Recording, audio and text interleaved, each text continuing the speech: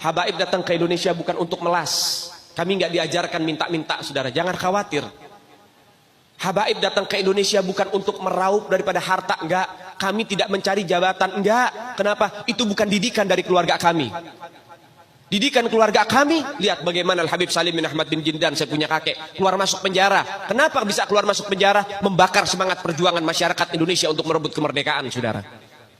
Al-Habib Ali bin Abdurrahman Al-Habsyi Kuitang, beliau yang memfatwakan ketika tanggal 17 Agustus Soekarno membacakan teks proklamasi mendeklarasi daripada kemerdekaan Indonesia. Beliau di hari Jumat itu, ba'da Jumat beliau fatwakan, sekarang saya fatwakan setiap tanggal 17 Agustus wajib pasang bendera merah putih di rumah-rumah kalian. Siapa yang nyuruh? Itu fatwa Habib Ali bin Abdurrahman Al-Habsyi Kuitang.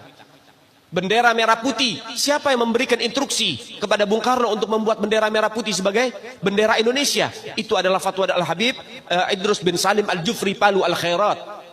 Lambang negara Garuda, siapa yang buat? Al-Habib Asy-Syarif Hamid Al-Gadri dari Pontianak, keluarga baginda Nabi Muhammad. Lagu 17 Agustus, Pramuka, lagu syukur, siapa yang buat? Al-Habib Husin Al-Mutahhar dari Semarang, dzurriyyah baginda Nabi Muhammad. Jadi Anda jangan berpikir, ini habaib di Indonesia jasanya apa? Banyak, itu yang baru kecatat. Itu yang baru ketahuan. Masih banyak lagi daripada keluarga Nabi Muhammad yang tidak mau masuk buku karena perjuangannya ikhlas karena Allah dan Rasul. Banyak, saudara. Siapa Imam Bonjol? Semua pasti bilang pahlawan. Betul apa enggak? Imam Bonjol pahlawan Indonesia bukan? Pahlawan nasional bukan?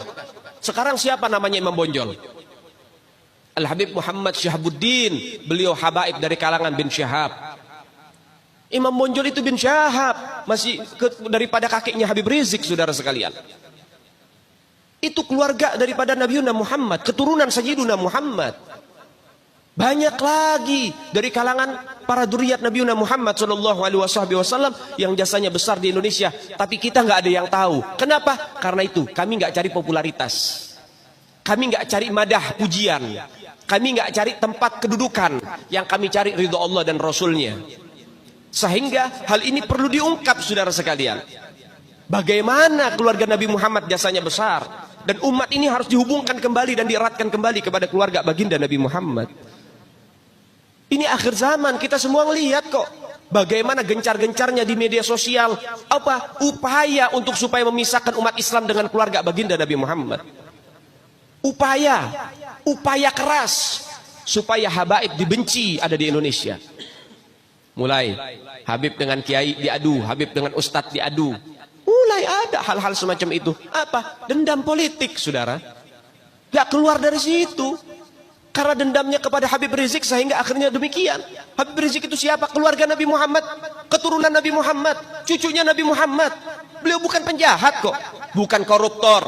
Beliau nggak pernah bawa lari uang rakyat. Beliau nggak pernah ngerugiin negara. Beliau tidak pernah mencemarkan nama baik negara. Beliau itu bukan penjahat, saudara. Bukan penjahat. Apa masalahnya dia?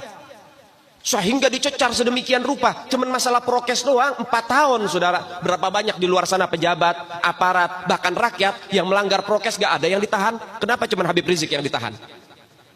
Ini upaya untuk supaya umat Islam benci terhadap keluarga baginda Nabi Muhammad.